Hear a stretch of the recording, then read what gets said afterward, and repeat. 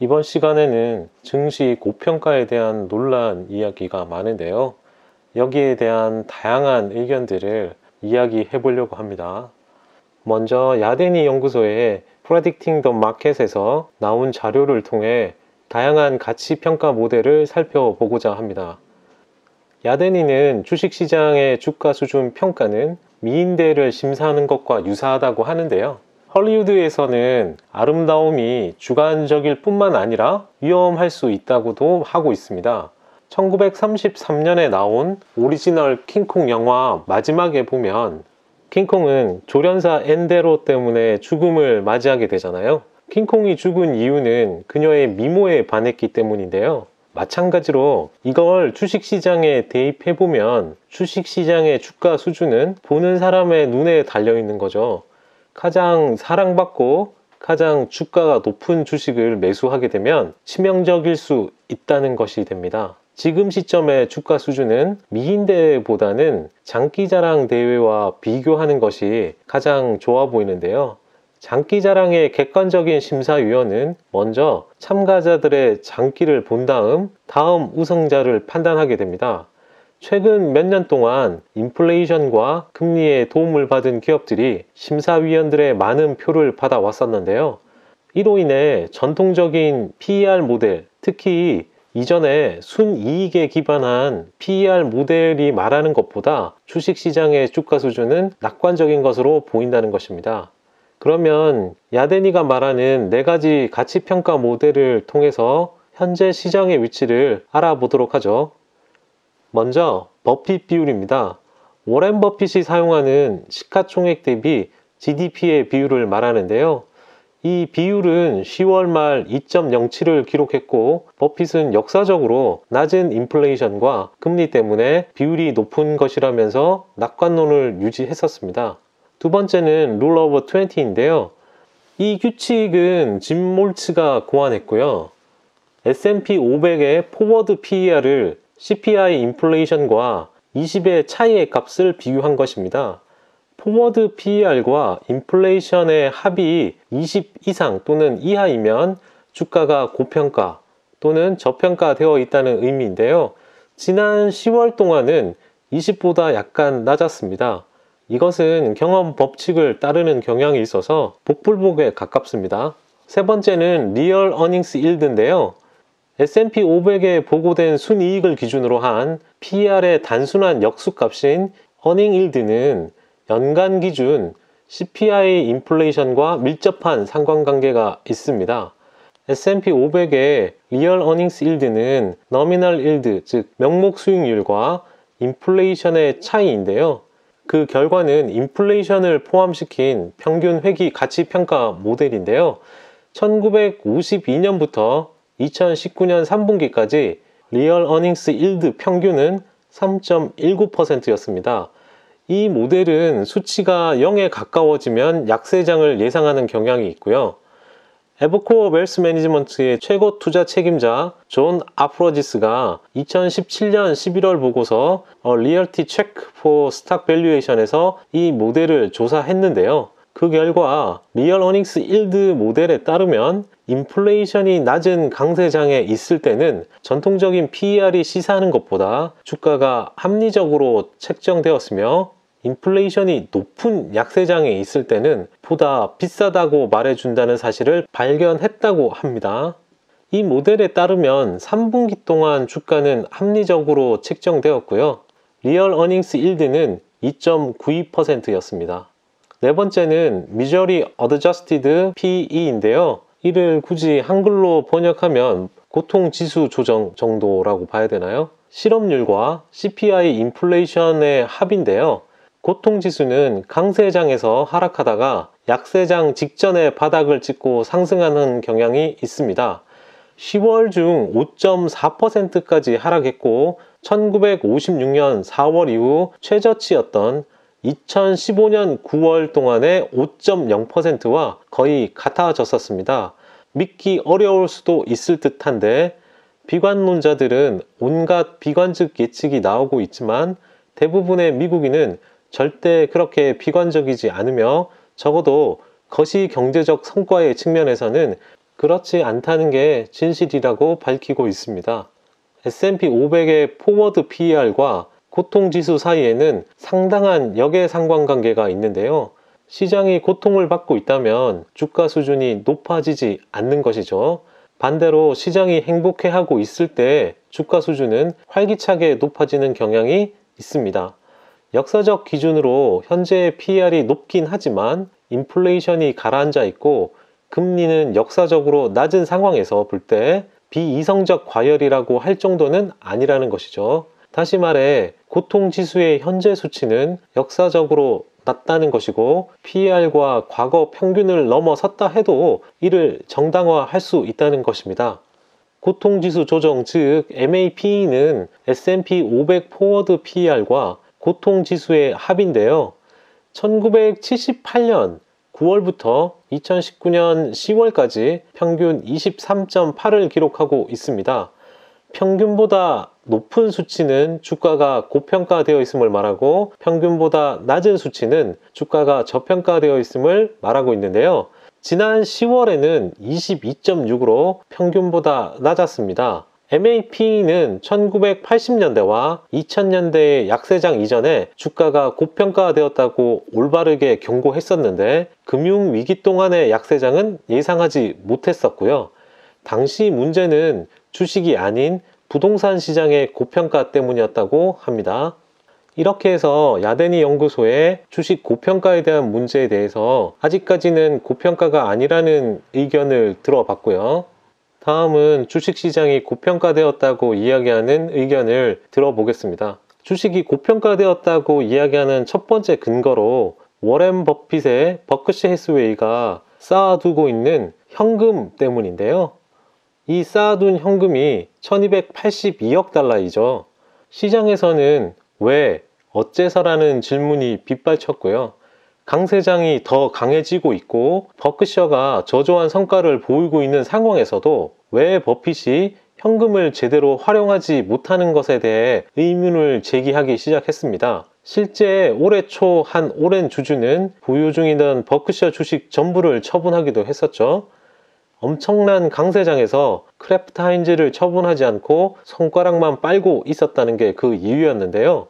지난주 일요일 CNBC의 트윗이 현 상황을 잘 요약해 주고 있는데 워렌 버핏은 1280억 달러를 현금으로 쌓아두고 있고 애널리스트들은 왜 그 돈을 쓰지 않는지 이해할 수 없어 한다고 트윗을 했습니다. 하지만 버핏의 신중한 입장이 비판을 받는다는 사실부터가 노란 깃발이 개양되어 있음을 읽어야 한다고 말하는데요. 여기서 말하는 노란 깃발, 즉 옐로우 플래그스는 선박이 입항할 때 전염병 환자가 있어 검역관의 임검을 받아야 할 경우에 올리는 것입니다. 시장 가격의 움직임을 분석하는 소위 시장의 천재들이 저조한 성과를 들어서 버핏을 맹비난하기 시작했다는 것은 일반적으로 시장에 큰 거품이 만들어지고 있다는 신호라고 하고 있고요. 주가는 아주 높고 분명히 워렌 버핏은 많은 트레이더들을 단기적으로는 부자로 만들지만 장기적으로는 거지가 되게 하는 더 큰 바보 이론을 실천하는 투자자가 아니라는 것이죠. 다시 말해 바보들이 너무 많은 현금을 보유하고 있다고 버핏을 조롱하고 있다고 하는데 뭐 새로운 모습은 아닌 것이죠. 과거의 크리스마스 거품에서도 그런 모습이 있었고요. 워렌 버핏이 수십억 달러를 벌어들인 단순한 투자 철학을 듣지 못했거나 이해하지 못했기 때문이라고 할 수 있는데 그 철학은 다른 이들이 탐욕을 부릴 때 두려워하고 다른 이들이 두려워할 때 탐욕을 부려라라는 것인데요. 버핏이 현금 비중을 더 늘린 이유는 GDP 대비 월셔 5천의 주식 비율을 보면 알 수 있는데요. 현재 주가는 20년 전 인터넷 거품 이후에 볼 수 없었던 수준이며 이런 환경에서는 상방 기회는 아주 적고 하방 위험은 아주 크다고 보고 있습니다. 결론적으로 뛰어나갈 준비를 할 때라는 것이죠.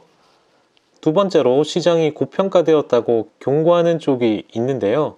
오브 투 마인즈의 찰스 휴 스미스인데요. 연준의 양적 완화를 근거로 들었습니다. 연준은 QE를 QE가 아니라고 하고 월가는 현재 주가 꼭지가 아니라고 하고 있는데, 빤히 보이는 패닉을 감추려고 해 연준의 패닉 정도에 주목을 할 만하다고 하고 있고요. 그리고 주가가 꼭지가 아니라고 부인하는 목소리가 클수록 아이러니하게도 그 꼭지를 알리는 지표였다고 오브투마인즈는 밝히고 있습니다. 그러면서 오브투마인즈의 스미스는 1862년 아브라함 링컨의 유명한 일화를 꺼냈는데요. 남북 전쟁 초기 대통령을 설득해 노예 해방을 선언하라는 여론이 높을 때 링컨 대통령은 단지 선언만으로 노예들이 쉽게 해방될 것이라고 생각하지 않았다고 하면서, 만약 내가 양의 꼬리까지 다리라고 불러야 한다면 다리는 몇 개일까요? 5개? 아니, 그냥 4개입니다. 꼬리를 다리라고 부른다고 해서 그렇게 되지 않습니다 라고 했는데, 스미스는 제롬 파월 연준 의장이 QE를 QE가 아니라고 선언한 것에 대해 QE를 QE가 아니라고 한다고 해서 QE와 다를 바 없다며, 이는 금융 시스템에 엄청난 금융 코카인 주입을 숨기려는 연준의 패닉성 바람을 알리는 것일 뿐이라고 지적하고 있습니다. 연준은 지난 9월 월가를 오싹하게 한 레포 시장 혼란에 대응하기 위해 단기 채권을 매입하기 시작했었죠. 파월 의장은 이에 대해 반복적으로 QE가 아니라고 주장했습니다. 하지만 스미스는 금융 매체도 현재 주가 꼭지가 아니라고 외치는데, 이런 부인이 꼭지 요소를 기반으로 하고 있다는 게 흥미롭다고 지적하고 있습니다. 또한 3천억 달러, 6천억 달러, 심지어 1조 달러가 330조 달러에 달하는 과대평가된 자산에서 위험 부담이 많고 취약한 전 세계 거품을 계속 떠받쳐 줄 수 있을까라고 반문하면서 그럴 수 없다고 강조하고 있는데요.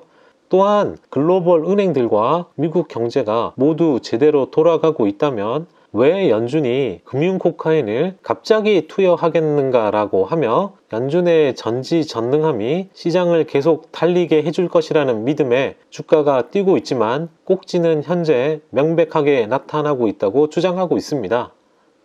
여기에 다시 한번 루비니 교수까지 증시가 고평가되었다고 이야기하면서 증시의 비이성적 과열을 이야기하고 있는데요.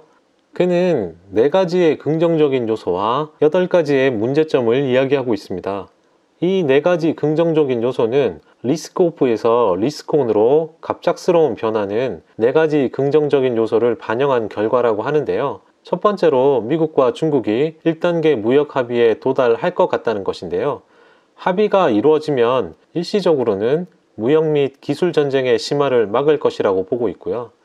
둘째는 12월 12일 영국의 선거 관련 불확실성이 있지만 보리스 존슨 총리가 잠정적으로는 유럽연합과 소프트 브렉시트 딜에 합의할 것이라고 보고 있는데, 영국이 합의 없이 EU를 떠날 확률이 현저히 줄어들고 있다고 들었습니다.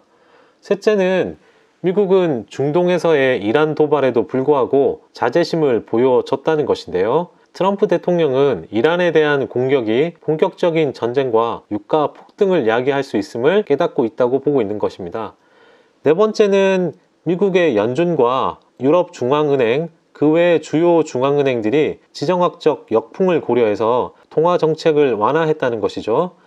중앙은행들이 다시 한번 구제에 나선 가운데 미국 제조업의 안정이나 소비 성장 및 서비스 부분의 회복력 같은 약간의 반등 조짐이 글로벌 경기 확장의 재개를 예고하고 있는 것으로 들고 있습니다. 반대로 글로벌 경제에 문제가 없는 건 아님을 가리키는 신호도 많다고 하고 있는데요. 첫 번째는 최근 중국과 독일, 일본에서 나온 데이터들은 그 속도가 느려졌다고 해도 둔화가 여전히 진행 중임을 시사하고 있다고 하고요. 두 번째는 미국과 중국이 휴전에 합의할지도 모르지만 내년 11월에 미국의 선거가 끝나면 두 경제대국이 다시 충돌하게 될 건 거의 확실하다고 보고 있고, 중장기적으로 냉전이 열전으로 전환되지 않으면 다행이라고 보고 있습니다. 세 번째는 중국이 홍콩 사태의 진압을 자제하고 있지만 이 홍콩의 상황이 악화되고 있다는 것이죠.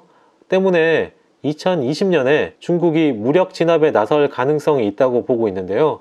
중국의 이런 대응은 미국과의 무역 딜을 방해하고 금융시장에 충격을 줄 수 있다고 보고 있습니다. 또한 대만의 독립을 지지하는 쪽으로 움직임이 있을 것으로 보고 있다는 것입니다. 네 번째는 합의 없는 하드 브렉시트의 가능성이 줄어들었다고 해도 유로존에서는 영국의 탈퇴와 관계없는 문제들이 심화되고 있다고 보고 있는데, 독일 등 재정적 여유가 있는 국가들이 계속 경기 부양 요구를 거부하고 있는 데 따른 것이죠. 게다가 ECB의 라가르드 신임 총재가 통화적 부양책을 실시하기가 쉽지 않을 것으로 보고 있고, ECB 정책위원 중 3분의 1이 이미 기존의 완화 정책을 반대하고 있는 상황이라는 것입니다. 또한 유럽 자체가 취약한데요. 인구 고령화, 중국의 수요 약화, 신규 배출 기준에 따른 비용 문제 외에 유럽은 트럼프의 수익 관세 위협에도 취약한 상태로 보고 있고, 유럽의 주요 경제가 경제적 문제를 일으킬 수 있는 정치적 혼란을 겪고 있다는 것입니다. 다섯 번째는 이란에 대한 문제인데요. 미국 주도의 제재가 시위대의 폭동에 기름을 붓고 있어서 이란 정부는 더 광범위한 불안정을 선택할 수밖에 없을 것으로 보고 있고요. 이는 미국의 현 전략에서 발생하는 비용을 증대시키기 위해서인 거죠. 중동은 이미 혼란에 빠져 있는 상태고요. 이라크와 레바논에서 대규모 시위가 벌어지고 있는데, 레바논은 사실상 파산 상태이고요. 금융위기 직전인데, 이란이 지원하는 헤즈볼라가 이스라엘을 공격할 수도 있다고 보고 있고요. 터키의 시리아 급습이 원유 공급 같은 새로운 리스크를 유발했는데, 예멘의 내전은 끝날 기미가 안 보인다고 보고 있고, 그리고 현재 이스라엘에는 정부가 없죠. 이 지역은 화약고와 같은데요. 오일 쇼크가 발생하고 다시 리스크 오프로 전환될 가능성도 충분히 있다는 것입니다. 여섯 번째는 중앙은행들의 경기 부양 능력이 한계에 가까워지고 있다고 하는 것인데요. 거기에다 정치권과 대규모의 부채가 재정 정책의 걸림돌로 작용하고 있죠. 물론 경기가 침체되면 정책 담당자들이 특별한 정책을 도입할 가능성도 있습니다. 그러나 위기가 이미 심각한 수준이 되었을 때 그렇게 할 것이겠죠.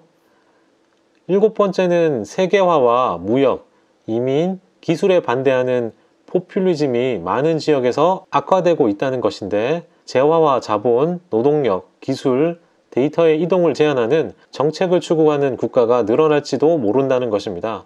최근 볼리비아, 칠레, 에콰도르, 이집트, 프랑스, 스페인, 홍콩, 인도네시아, 이라크, 레바논의 대규모 시위는 경제적인 불만과 불평등에 대한 분노, 그 외 이슈가 원인이라는 것이죠. 여덟 번째는 미국과 트럼프가 불확실성의 최대 요인이 될 거라고 이야기하고 있는데요.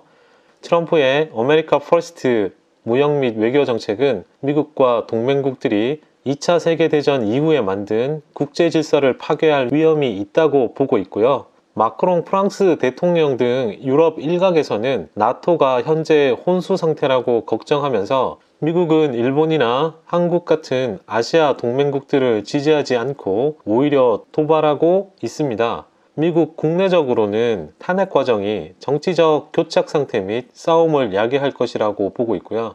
일부 민주당 대선 후보의 정책은 금융시장을 불안하게 만들고 있다고 보고 있습니다. 문제점이 8가지가 아닌 9가지네요. 숫자만 보다 보니 하나를 놓쳤습니다. 마지막으로 중기적인 트렌드가 경제적 피해 및 혼란을 야기할 것으로 보고 있는데, 선진국과 신흥국의 인구 고령화가 결국 성장 잠재력을 떨어뜨리고 이민 규제가 이 문제를 악화시킬 것으로 보고 있습니다. 또한 기후 변화는 이미 비용을 많이 발생시키는 경제적 피해를 초래하고 있다고 하고요. 더욱 치명적이면서 파괴적인 극단적인 날씨가 더 빈번해졌다고도 했습니다. 그리고 기술적 혁신이 장기적으로 경제의 파이 크기를 키울 수도 있지만, 인공지능과 자동화가 처음에는 일자리와 기업 산업을 파괴해서 이미 심각한 불평등을 심화시킬 것으로 보고 있습니다. 다음번에 극심한 불황이 찾아오면 대규모의 민간 및 공공부채가 지속되지 못하면서 채무 불이행과 파산이 급증할 것으로 보고 있습니다. 금융시장과 실물경제 사이의 괴리가 분명해지고 있는데 투자자들은 일부 단기적 테일 리스크 약화와 돌아온 중앙은행들의 통화정책 완화에 초점을 맞추면서 만족하고 있다고 보고 있는데요. 그렇지만 글로벌 경제의 펀더멘탈 리스크는 사라지지 않았습니다. 중장기적인 관점에서 보면 사실 이런 리스크가 악화되고 있다고 루비니는 보고 있습니다. 끝까지 들어주셔서 감사합니다.